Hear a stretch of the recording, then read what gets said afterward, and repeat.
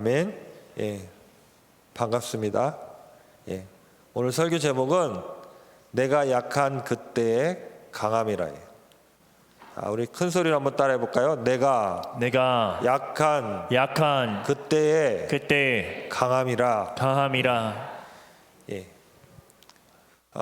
세계에서 자살률이 가장 높은 나라가 어딘지 아십니까? 다들 아실 거예요. 대답 안 하셔도 다 아시는 줄로 믿습니다. 여러분이 생각하는 그 나라가 세계에서 자살률이 가장 높은데, 특별히 청소년과 노인의 자살률은 압도적으로 높다고 합니다. 제가 듣기로는 13년간 연속으로 1등을 하고 있다고 그래요. 사람들이 왜 자살을 할까요? 왜 아까운 목숨을 그렇게 스스로 버리게 될까요? 고난 때문이에요. 그렇죠? 고난, 환난, 배신, 또 인간관계에서의 무너짐, 또 물질적인 어려움, 또 질병, 이런 것들 때문에 사람들이 자신의 목숨을 끊습니다. 그렇죠? 이런 게 없었으면 좋겠어요. 고난이 없었으면 좋겠습니다. 환난이 없었으면 좋겠습니다. 내 삶에 역경이 없었으면 좋겠습니다. 그런데 한 사람도 빠짐없이 모두가 고통을 당하고 환난을 당하고 어려움을 당하게 되어 있습니다. 그것은 믿는 사람이나 믿지 않는 사람이나 동일합니다. 우리가 잘 아는 모 그룹 재벌 회장님, 딸이 자살해서 죽고 병중에 누워있고, 그렇죠? 또 교도소에 가 있는 사람도 있습니다. 전직 대통령들 보세요. 권력을 가졌었지만 그분들이 얼마나 비참한 삶을 살고 있습니까? 그렇죠? 또 우리가 성경 속에서 믿음의 사람들을 봅니다. 아브라함, 이삭, 야곱, 요셉, 여러분이 아는 사람들 아무나 대보세요. 모세, 아론, 삼손, 욥, 바울, 베드로, 스데반, 그 누구나 다 환난을 당하고 어려움을 당했습니다. 욥을 보세요. 얼마나 어려움 가운데 있었습니까? 또 야곱을 보세요. 야곱은 바로에게 말합니다. 내가 나그네 생활을 130년을 살았는데 험악한 세월을 살았습니다. 내 인생 돌아보니까 험악한 삶 그거 하나밖에 없습니다. 또 오늘 본문의 저자 바울은 어떻습니까? 지금 12장을 읽었는데 11장에 이런 말을 하잖아요. 내가 40에 하나 감한매를 5번 맞고 태장을 3번 맞고 바다에 빠져서 죽을 뻔하고, 그뿐입니까? 헐벗고 굶주리고 돌에 맞고 숱한 고난을 당했다고 말합니다. 그렇죠? 사람은 왜 고통을 당할까요?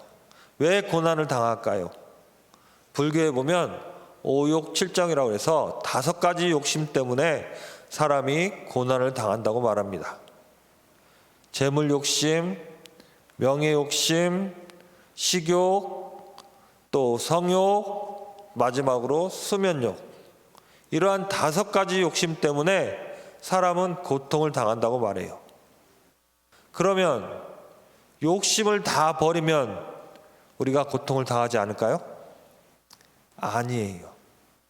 그리고 사람은 이러한 욕심을 절대로 버릴 수도 없습니다. 그렇지 않습니까?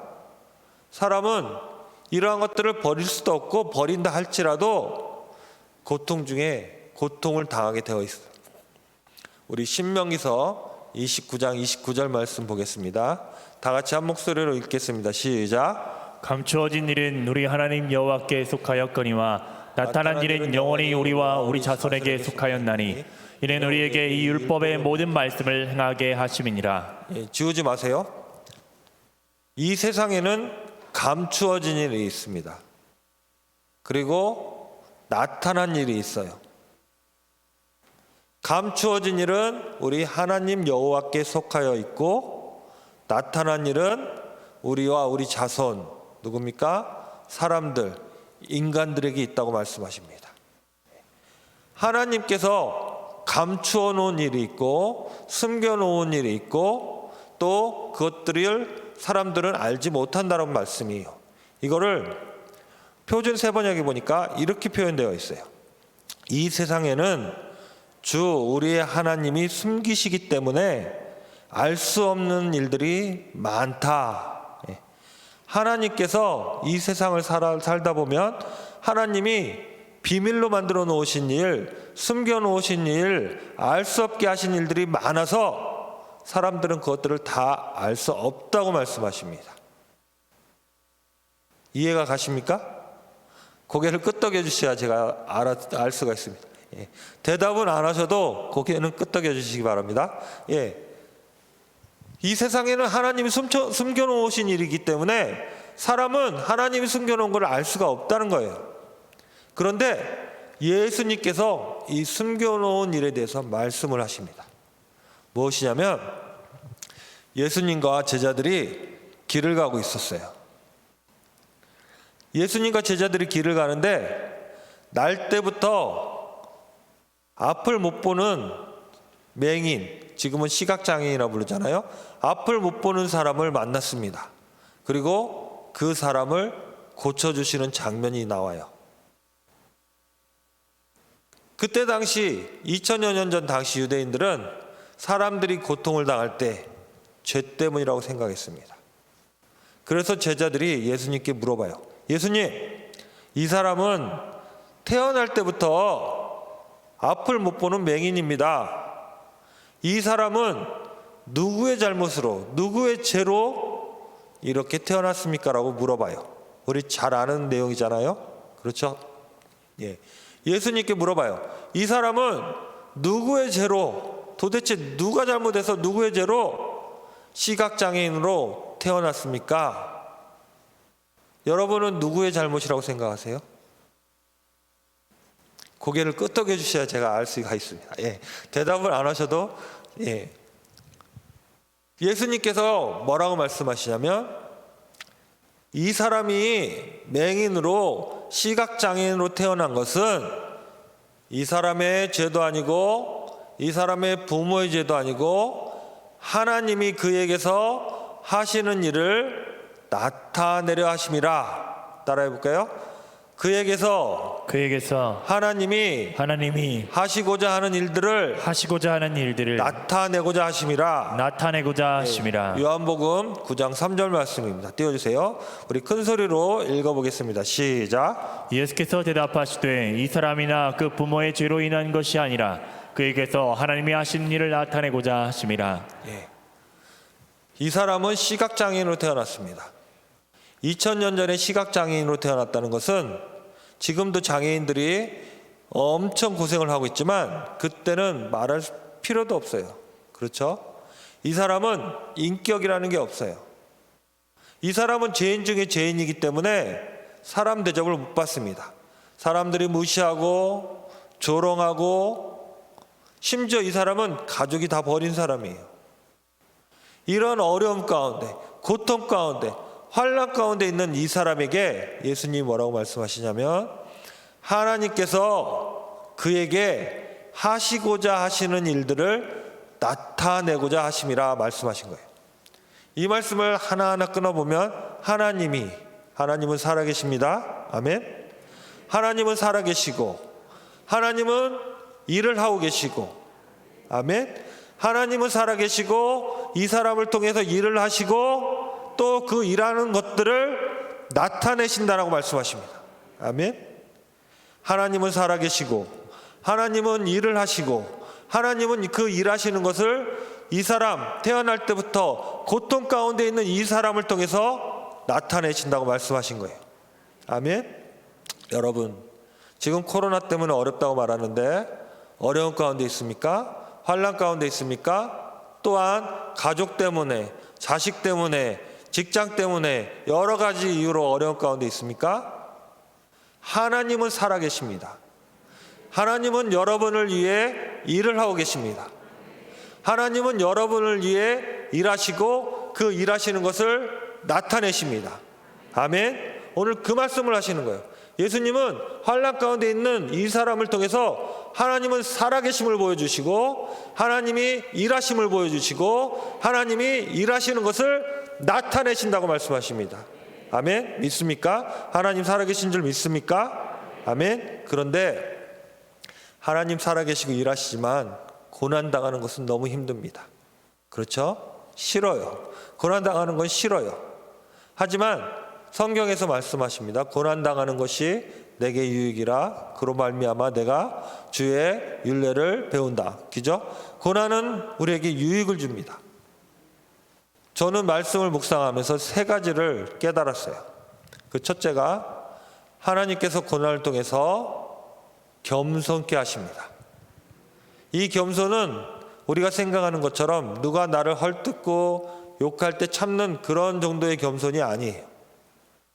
자, 우리가 병에 들었어요.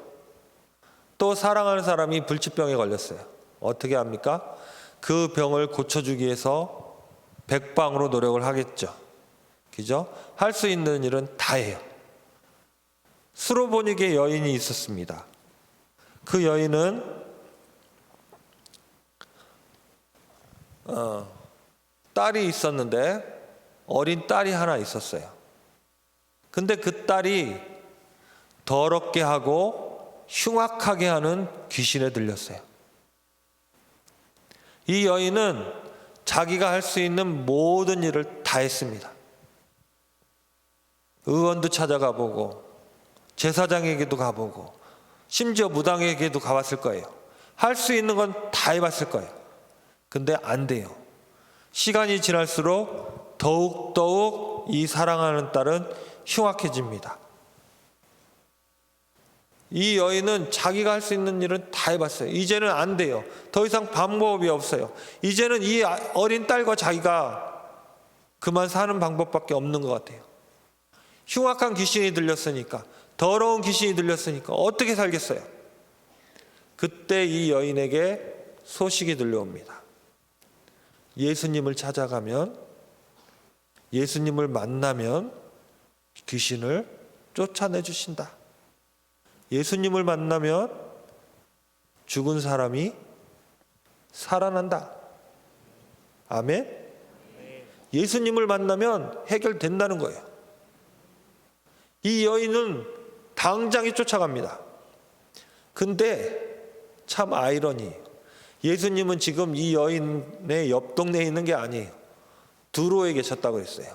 두로는 갈릴리 북쪽 바닷가에 있는 도시잖아요. 이 여인은 두로까지 가려면 목숨을 걸어야 돼요. 여인 혼자서 2000년 전에 걸어서 그 먼 길을 간다는 것은 상상도 못할 일이에요. 그렇지 않을까요? 근데 이 여인은 갑니다. 왜요? 사랑하는 딸을 살리기 위해서. 이 여인은 두로까지 가요. 근데 성경에 보니까 예수님이 한 집에 사람들을 피해서 숨어 있었다고 말씀하십니다. 이 여인은 간절히 예수님을 찾으러 가요. 목숨 걸고 찾으러 가요. 예수님은 숨어 계셔요. 마치 숨바꼭질을 하듯이 예수님은 숨어 계시고 이 여인은 목숨 걸고 찾으러 다니고. 찾았을까요? 못 찾았을까요? 찾았죠. 이 여인은 목숨을 걸었기 때문에 예수님을 찾았어요. 숨어 계신 예수님을 찾았어요. 그리고 달려가 꿇어 엎드려 예수님께 간청합니다. 이건 성경에는 좀 온유한 표현이고 제 생각인데 이 여인은 막 달려갔을 거예요. 그리고 예수님께 팍 엎드려서 바지가랑이를 붙잡고 예수님 제발 살려주세요. 예수님 살려주세요. 내 딸이 지금 죽어가고 있습니다. 내 딸이 귀신 들려 죽어가고 있습니다. 내 딸이 죽으면 나도 죽습니다. 주님 살려주세요. 울면서 간청했을 거예요. 근데 예수님이 뭐라고 말씀하십니까? 우리 다 알잖아요. 예수님이 거절을 하십니다. 나는 내 백성을 먹이러 왔다. 그죠? 배불리 먹이려 한다. 그러면서 뭐라고 말씀하십니까? 자녀의 떡을 취하여 개에게 던지는 것이 옳지 않다라고 말씀하십니다.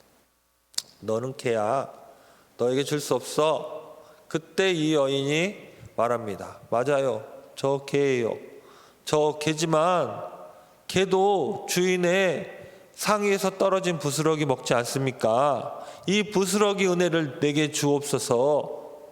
그때 예수님이 네 딸이 다 나았다. 돌아가라 말씀하십니다. 이 말씀을 보면서 우리는 이 여인이 겸손하다 말해요. 개라고 했는데도 참고 인내해서 겸손하다 말해요. 아니에요. 이 여인은 예수님을 목숨 걸고 찾아왔어요. 이 여인은 예수님을 만나야 살아요. 이 여인은 예수님을 만나기 위해 목숨 걸고 찾아왔고 예수님께 간청을 한 것입니다. 진정한 겸손은 예수님께 주님 살려주세요. 주님 아니면 나는 죽습니다. 주님 제발 살려주세요. 이 순간 나는 죽습니다. 주님 제발 살려주세요. 주님 아니면 안 돼요. 하나님 아니면 안 돼요. 살려주세요. 진정한 겸손은 이거라고 생각해요. 아멘. 이 여인은 고통을 통해서 예수님을 만난 줄로 믿습니다. 예수님을 만나고 예수님으로부터 도움을 받았습니다. 아멘. 그래서 저는 이 말씀을 묵상하면서 우리는 고난을 통해서 예수님을 만나게 된다고 믿습니다. 아멘. 두 번째는 고난을 통해서 우리는 온전해집니다. 오늘 성경 말씀이에요. 바울이 부득불 내가 자기가 있었던 환상을 봤던 이야기들을 하게 됩니다. 근데 자기를 자랑하는 것은 무익한 일이라고 말을 해요. 바울은 무익한 일이지만 어쩔 수 없이 내가 환상과 계시를 보았는데 그것을 말을 할 수밖에 없다고 말씀합니다. 왜 그러죠? 고린도 교회에서는 바울이 가짜 사도라고 비판하는 사람들이 있었어요. 공격하는 사람들이 있었어요. 바울은 예수님의 12 제자 중에 들어가지 않잖아요. 바울은 예수님을 핍박하던 사람이잖아요. 그래서 바울을 끌어내리려 하는 사람은 바울이 가짜 사도라고 비판하고 욕했던 사람들이 있었어요. 그래서 바울은 내가 무익하지만 부득불 내가 환상과 계시를 보았던 것들을 얘기하겠다라고 말하면서 내가 아는 한 사람이 있는데 그 사람이 14년 전에 셋째 하늘에 올라갔다. 그런데 그 사람이 몸에 있었는지 몸 밖에 있었는지는 내가 모르겠다라고 말하면서 얘기를 합니다. 그게 누구죠? 바울 자신이잖아요. 그렇죠. 바울은 자기 자신을 이야기합니다. 그러면서 내가 낙원에 갔는데 거기서 사람이 말로 형용할 수 없는 놀라운 계시를 환상을 보았다고 말합니다. 어마어마한 계시를 보았어요. 환상을 보았어요. 그러자 하나님께서 바울이 그 받은 계시가 환상이 너무나 커서 바울에게 육체의 가시를 주었다고 말씀합니다. 이 육체의 가시가 너무나 고통스러워서 바울은 사탄의 사자라고 불렀어요. 오늘 읽은 말씀이니까 다 아실 거예요. 그렇죠? 고개를 끄덕여 주셔야 제가 다음으로 넘어갈 수가 있습니다. 예. 바울이 하나님께서 받은 은혜가 너무 커서 그 하나님께서 육체에 가시를 주었어요. 바울은 이 가시가 사라지기, 이 육체의 가시가 빠져나가기 위해서, 그리고 이 사탄의 사자가 없어지기 위해서 간절히 기도합니다. 3번을 간절히 기도했어요. 하나님, 너무나 고통스럽습니다. 너무나 힘이 듭니다. 제발 이 문제를 해결해 주옵소서. 이 문제를 해결해 주옵소서. 주님 도와주옵소서. 간절히 기도했어요. 바울은 사도이면서 복음을 전하는 자입니다. 어디를 가든지 바울은 복음을 전했어요. 말씀을 가르쳤어요.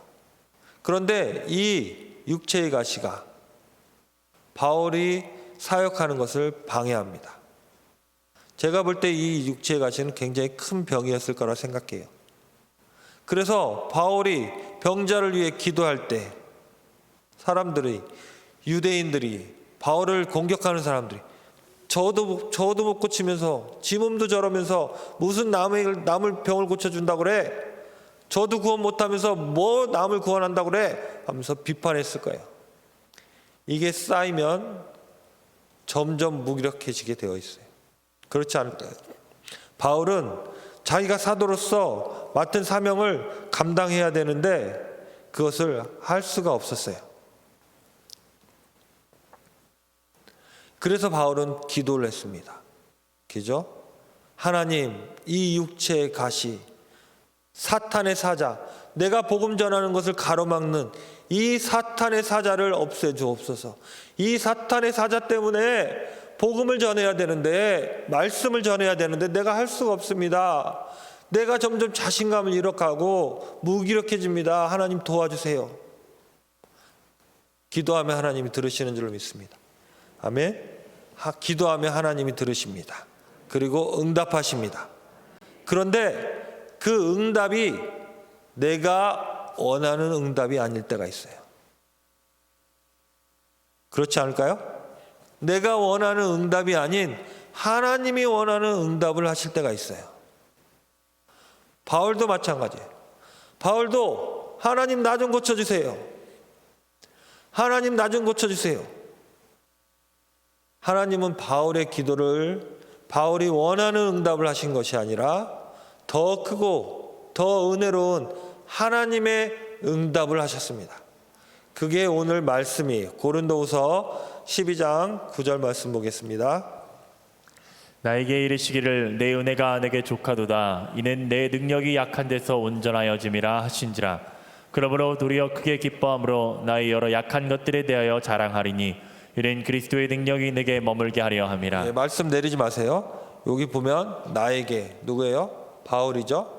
바울에게 이르시기를 내 은혜, 하나님의 은혜가 바울 너에게 족하다. 이는 하나님의 능력이, 내 능력은 하나님이잖아요. 하나님의 능력이 약한 데서 온전하여집니다. 자, 질문 하나 할게요. 하나님의 능력이 언제 온전해진다고 말씀하셨습니까?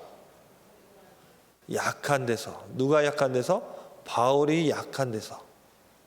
하나님의 능력은 바울이 약해질수록 온전해진다는 말씀이에요. 어렵죠?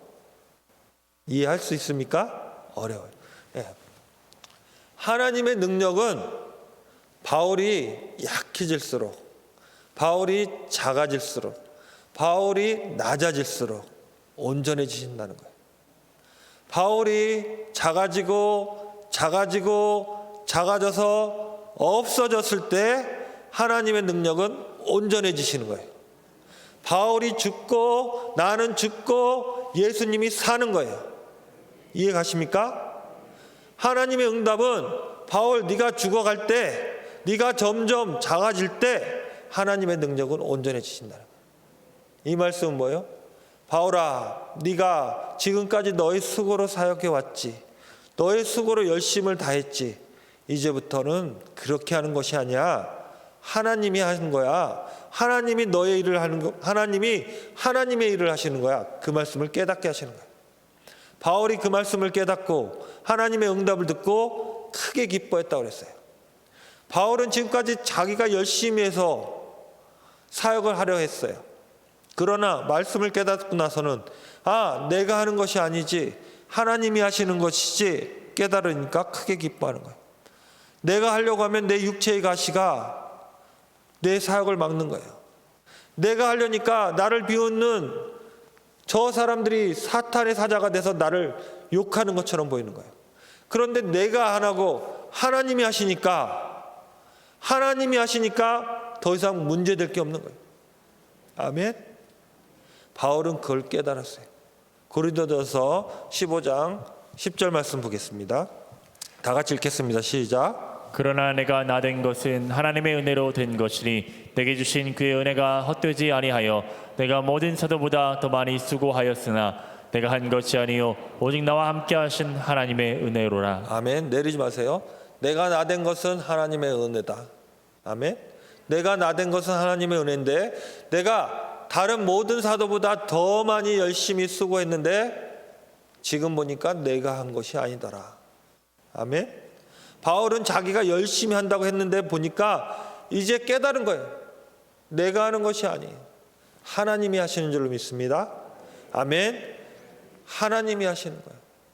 나와 함께 하신 하나님의 은혜인 줄로 믿습니다.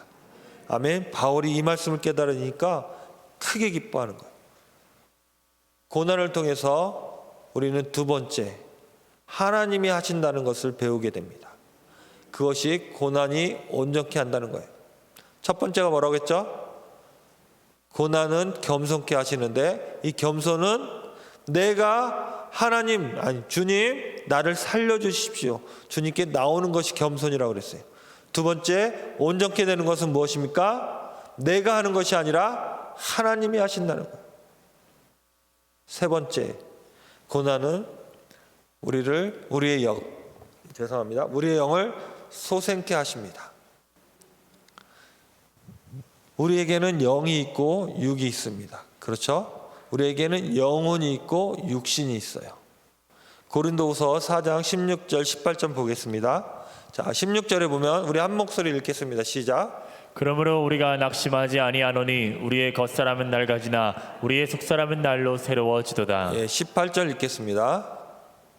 우리가 주목하는 것은 보이는 것이 아니요 보이지 않는 것이니 보이는 것은 잠깐이요 보이지 않는 것은 영원함이라.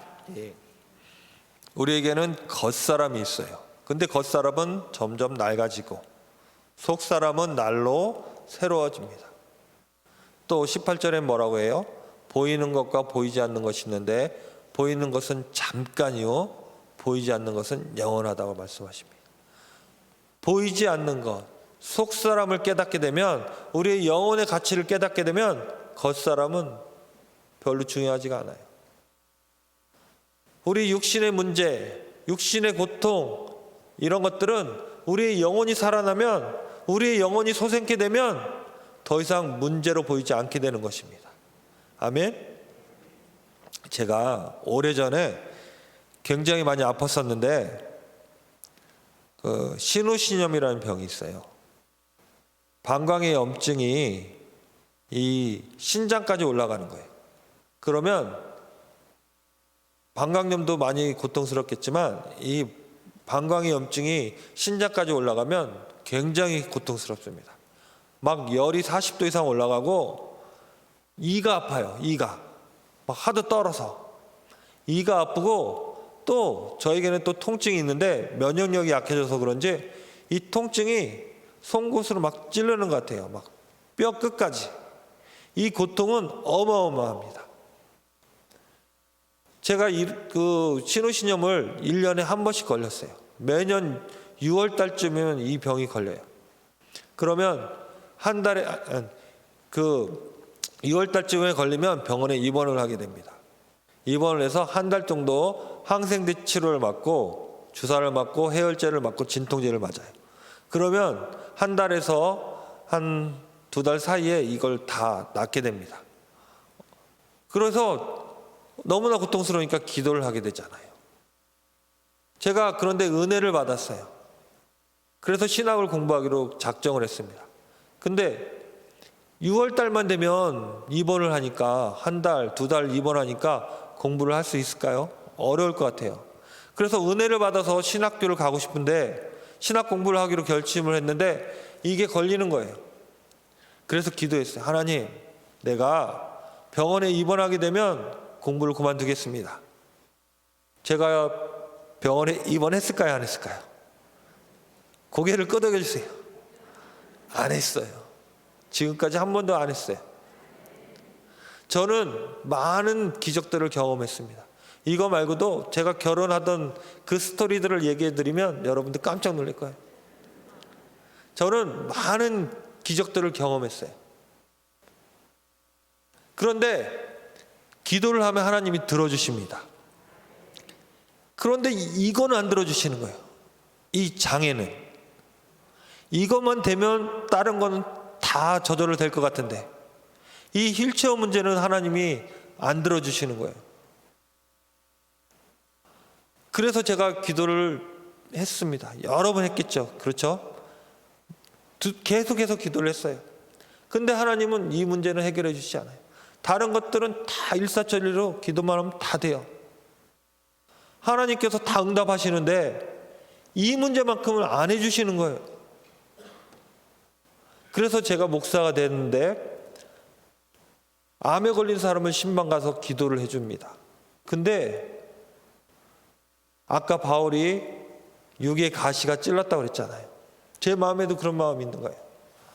내가 기도하는데 저 사람이 네 몸도 못 고치면서 네 하나님이 네 몸도 못 고쳐주는데 내 암을 고쳐주겠어? 막 이런 생각이 들지 않을까? 막 이런 생각이 드는 거예요.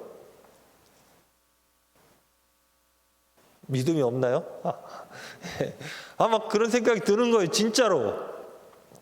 그래서 제가 하나님, 내 몸만 고쳐주시면 끝나는 건데 내 몸만 고쳐주시면 몸이 증거가 돼서 사람들이 다 예수님 믿을 텐데 좀 고쳐주세요. 그리고 내가 건강하면 일도 더 많이 할 수 있잖아요. 고쳐주세요. 기도를 했어요. 근데 하나님은 안 고쳐주셨습니다. 근데 어느 순간 깨닫게 됐어요. 정말로 이 큰 산처럼 느껴졌던 이 내 육신의 장애가, 이 고통이 싹 사라지는 거예요. 스룹바벨 앞에 큰 산이 평지가 되듯이 그냥 내 마음속에 그 큰 짓눌렀던 이 산이 싹 사라지는 거예요. 아멘. 영이 살면 육신의 문제가 더 이상 문제로 보이지 않습니다. 아멘. 예. 너무너무 괴롭고 컸던 이 육체의 문제가 그냥 싹 사라지고 아무렇지도 않게 느껴지는 거예요. 우리가 잘 아는 다윗이 시편 23편에 노래를 하잖아요. 내가 사막의 음침한 골짜기로 다닐지라도 해를 두려워하지 않을 것은 주께서 나와 함께 하심이라. 근데 3절에 뭐라고 말합니까? 내 영혼을 소생시키시고, 그죠? 자기 이름을 위하여 의의 길로 인도하신다고 하시잖아요. 다윗이 그의 영혼이 살아나니까 사막의 음침한 골짜기가 더 이상 문제가 되지 않는 거예요. 아멘. 우리의 영이 살면 육신의 고통, 이 환난, 이 어려움 아무것도 아니에요.